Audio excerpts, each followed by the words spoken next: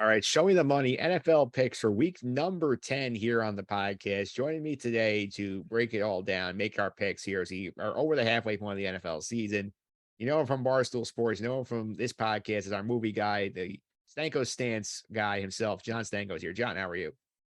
Doing great, Mike. Thank you for having me. Yes, we're over halfway through the NFL season, as crazy as that sounds. So hopefully I give you some good picks today. Thanks for having me. No problem. And for once, I think I actually get to care at the end, halfway towards the end of the NFL season. My team's actually good. Yeah, I mean, listen, it's the New York, the state of New York has a bountiful amount of good football teams. It's crazy. No one would have thought that at the start of the year. Yeah, and obviously your team right now, they're a strong 5-4, last place in the division, but still, like in the playoff hunt here.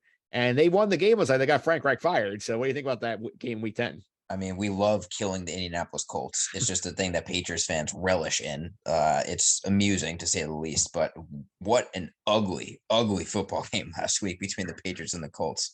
I mean, the Patriots didn't particularly play well. Their offense still looked like hot garbage, but their defense is good. Doesn't matter who they play. Their defense seems to be pretty good.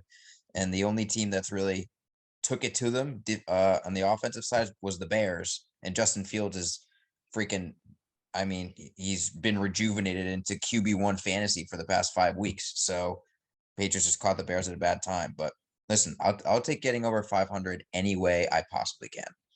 Yeah, and that's they're a team I have a hard time figuring out what to make them because obviously you had the whole thing of Mac Jones gets injured and Bailey Zappi comes in as match for a few weeks and it's back to Mac Jones. He hasn't looked great. They love to run the ball. They have a good defense here. Like, how good is this team actually, in your opinion? I don't think they're very good. That's my honest answer. I think we're going to be on the fringe of the 7 seed in the playoffs like we were last year. I think there's a chance we get in, but our remaining schedule is really tough, Mike. Like I think 6 out of the 8 teams that we have left are going to be playoff teams, with the only two not being the Arizona Cardinals and the Las Vegas Raiders. We're ending the season with the Dolphins and then at the Bills. And the way it's looking, both those teams are going to be playing for a lot because we don't know what the Josh Allen injury is going to be. So the division might be up for grabs. So it's not like you're running off a cupcake in the last 2 weeks either. And we got the Jets coming out of the bye too. And I mean, that game is going to be massive for how the rest of this season unfolds. Yeah, I really had that written down. When you see the favorites, I wrote in the crayon, the Jets Pats is massive in all cats for both of these teams, especially considering the Pats had the only the only game the Jets have lost in the division so far was that New England game in week 8, where now they have 2 weeks to get ready for this game. This is gonna be a lot of fun. It is. I also have massive in all caps in my notes as well. So we're thinking on the same wavelength there. Yeah, I mean, how do you think this game is going? Coming out of a bye, the first game I think was more lopsided than people expected, including myself. Even though the score didn't necessarily show how the Patriots defense tormented Zach Wilson. So what do you think of Week 11 coming out of the bye?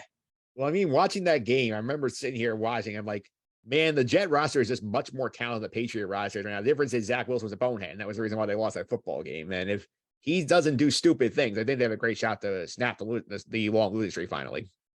I think you'd be right. I think it is huge that the Patriots are getting David Andrews back at center so they can fix some of their offensive line problems. Because if they don't, then the Jets' defensive line is going to feast.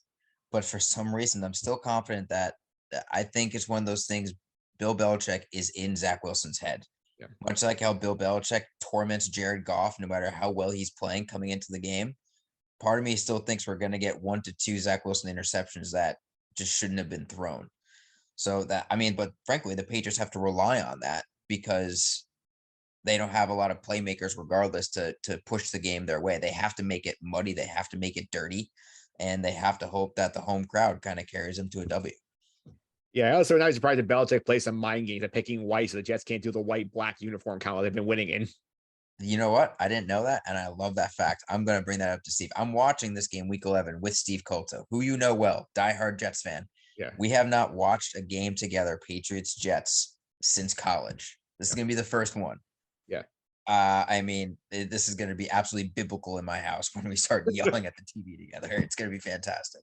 Yeah, really fantastic. We do have the week off. It's also nice for us because we kick back and enjoy the football without having to stress about our teams right this week.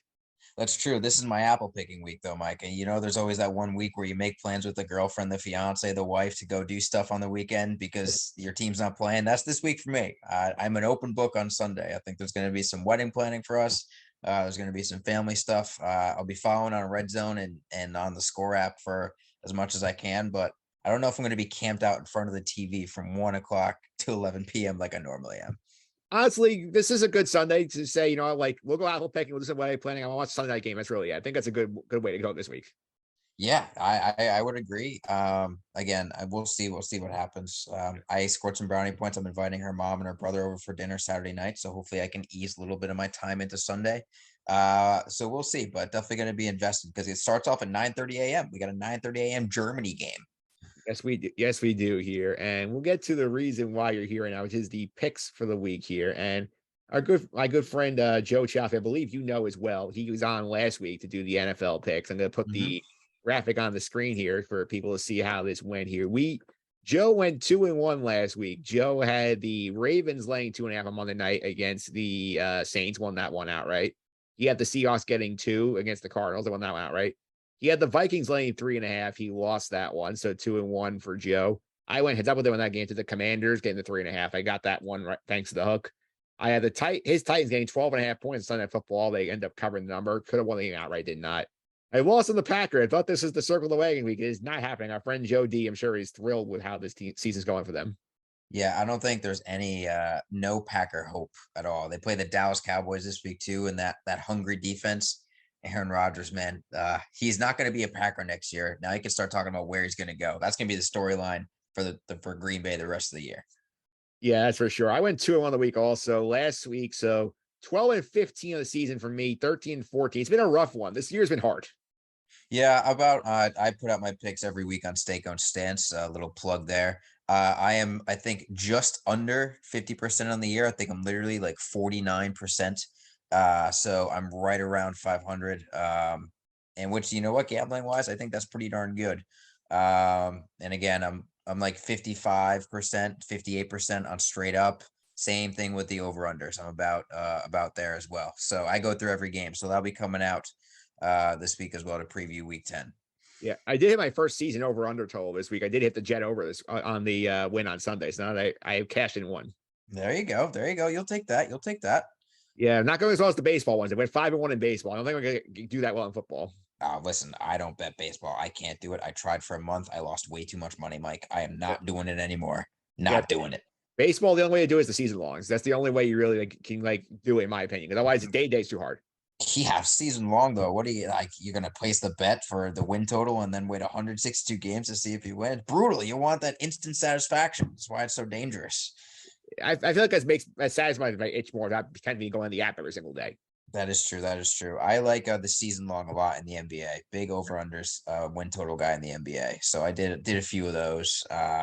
So I'm a pretty big NBA fan. I'm watching random games here and there. So just something extra to root for there. Yeah, I did my NBA overruns the first time on the podcast this year. So you want to hear my picks before we get to ours?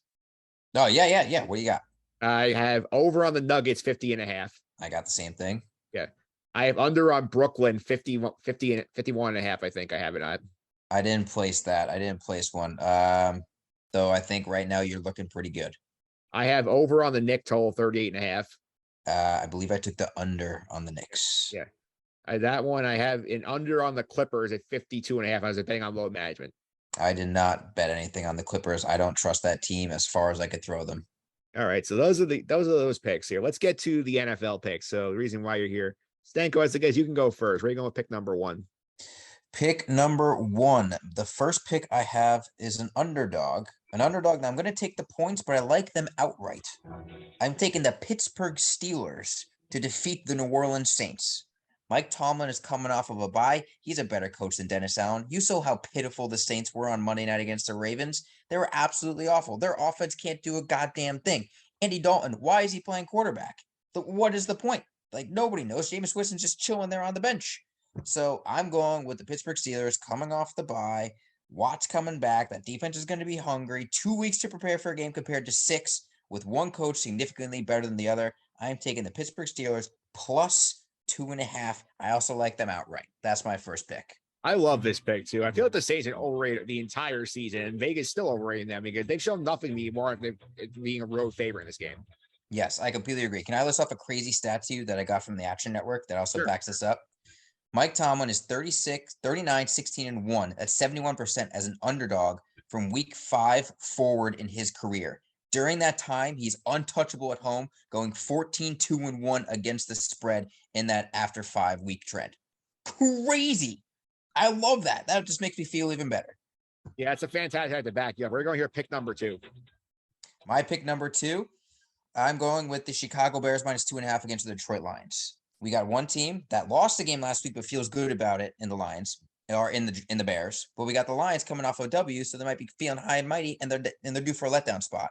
I love the way this funnels together. How are the Lions going to stop Justin Fields? He set a single season NFL single game regular season record with 175, 178 rushing yards last week. Then the Lions have the worst defense in football. I don't care if they stop the Packers. The Packers offense is hot garbage. It's terrible. Justin Fields is playing better than Aaron Rodgers right now. Take the Bears, let them run down the field on the Lions because they're going to cover by more than 2.5. Don't care if it's a division game. The Bears are just the better team. I love this pick because I mean you're getting great value too. 2.5 at home. That's easy. Right. I don't know why it's only that line. That makes me a little nervous, frankly. That's only that fishy. But I'm going to take it. I'm going to bite on the bait. All right. Where are you going with your last pick of the week? Last pick, we're going prime time. We're going the San Francisco 49ers versus Los Angeles Chargers. And I'm taking the 49ers -7. You're telling me that the worst rushing defense in football, allowing over 5 yards per carry, is going to stop the 49ers, who love to pound the rock, who now have Christian McCaffrey at running back, arguably the best running back in football, who don't want to put the ball in the hands of Jimmy Garoppolo, and they'd rather just grind you down like meat and create sausage links out of you down the field, back and forth, back and forth. The 49ers are going to control this game from the get-go. They're going to put so much pressure on Justin Herbert in that tough offensive line. Again, coming off of a bye. I love this spot for the 49ers. They put a whooping on the Rams the last time we saw them, and they only have a bye week to increase the momentum that they had. Give me the 49ers -7 in primetime. Yeah, I mean, with the toughness of that team compared to the Chargers, I love that pick as well. Yeah, the Chargers should have lost last week. They only lost because the Falcons falconed harder than the Chargers chargered, if you get what I mean there. The Falcons got the ball back. They had a chance, and then they just fumbled it away. Like, what the hell? Yeah, not great. All right, you're on the board now. I'm up with you. Pick number 1, family play on the Bears. I love this pick with you here because I see this game here. I'm like, Justin Fields has been unlocked. They figured out, he's going to be our version of Lamar Jackson. We're going to design runs for him. We're going to let him play his game. He's got a lot better here. The Packers offense you mentioned here is completely broken. So it's no shock that Detroit stopped them. Detroit gets about 30 points against everybody else in the league. So the Bears have a big day offensively here. And I think the Bear defense is a lot better than the Detroit offense at this point, especially when they're not using DeAndre Swift enough here. So I'll go with your family play, 2.5 on the Bears. Yeah, listen, I love it. The Bears, they traded away everyone on defense, but now everyone who's playing is playing for a roster spot. So they're going to be playing hard. They're not going to let any snaps go to waste. All right, pick number 1. Pick number 2, I'm going to stay in New York and take the Giants, getting 6.5 at home against the Houston Texans here. And this is a team I know is very well coached. They're coming off a bye. They're getting a bad football team coming in here. And I'm getting less than a touchdown. I love it. The Giants take care of business all year long. They've beaten everybody they're supposed to beat this year. They've got a few wins they shouldn't have. This is a game they should win very easily. They're coming off a loss, so they have more motivation to come out here hot. So I think it's a double-digit win over the Texans. Give me the Giants laying 6.5, pick 2. I like it. I don't love it. I'm just a little bit worried about the Giants. They had the momentum coming out of the bye. They're going to take some time to get the wheels turning again and get that momentum. But I do think the Giants are going to win. Houston Texans are by far the worst team in football. So I like it. I don't love it. All right, that's pick number 2. Pick number 3. I think it's a big bounce back spot for the Bills here, laying 5.5 at home against the Vikings here. And I'm not a big on Minnesota. I picked against them last week. They've been in, I believe, 7 or 8 straight one-possession games. They have won all of them at this point. The wheel is going to sort of turn against them here. I think they're going to a buzzsaw with Buffalo coming off this loss to the Jets. We have a little uncertainty about Josh Allen's elbow, but he should be fine in this game here. I think you're walking into a trap here for Minnesota. I think this is one where they're going to stack up against the big boy. Not going to come out looking very good here. I think it's going to be if I would say double-digit win for the Bills. So give me Buffalo laying 5.5 last pick of the week. I mean, I like this if Allen's playing. I agree with you. But the thing is, we don't know if Allen's playing or not. They said that they're going to make that decision on Friday. If it's Case Keenum, you got a revenge game, sure, going up against Minnesota. I'm curious, though, to see what that injury is going to be. Are you going to be able to change your pick? Or are you going to change your record if Allen's playing or not? I'm locking it in. You're locking it in no matter what. All right, all the power to you. If Josh Allen's playing, I completely agree with you. Yeah, I think the line dropped. It was at 6 the other day. I think it dropped a half a point. There's a little uncertainty about it. I think all certainty he's going to play. Listen, I hope he does for the sake of everyone's entertainment value. Because no offense to Case Keenum, he's not the same entertainment value as Josh Allen plowing over people. Yeah, he is not the same guy here. So to reset the picks for week number 10 here, Stanko has gone with the Steelers getting 2.5 at home against the Saints. The Bears laying 2.5 at home against the Detroit Lions. The 49ers laying 7 on Sunday Night Football against the Los Angeles Chargers. My picks, I'm taking the Giants getting 6.5 at home against the Houston Texans. Family playing the Chicago Bears getting 2.5 against the Lions. And the Buffalo Bills getting 5.5, laying 5.5 at home against the Minnesota Vikings. Probably the best game of the week. Those are your picks for week number 10 here on the podcast. And coming up next week, you're going to be joined by a good friend of ours, Troy Moriello, a Cowboy fan. So we're going to talk about his Cowboys. They get ready for their shot at the Vikings next week. Listen, I think, like you said, the Vikings, they could lose 3 out of their next 4 games. They got the Bills this week. They got the Cowboys next week. I know they played the Patriots, which I think, frankly, might be a pretty competitive matchup on Thanksgiving evening. So they might lose the 3 out of their next 4 games. Yeah, and the Jets are the 4th game in there. Great. I mean, you could argue the Jets are better than the Patriots. So that they might lose 3 out of their next 4. Yeah, I think they're good. I just don't know how good they actually are. I think it's fascinating. I do have to get a Viking fan on the podcast this year if I can find one. I mean, you got to find one. I got a coworker if you need someone desperately. He keeps on railing, "Oh, we only have 1 loss. Everyone's counting us down, blah, blah, blah." But then we go through the schedule and it's like, bro, you've played like 1 good team and all your wins are by single digits, 1 possession. Like you're cutting every single one of these games close. Credit to you. You are winning, but you're not going to be dancing with chains dripping down your neck on airplanes every single week. That's true, John. Thanks for all the time. Really appreciate it. Before I let you go, I'll be a follow on social media. Keep up with some of your content over at Stanko Stance.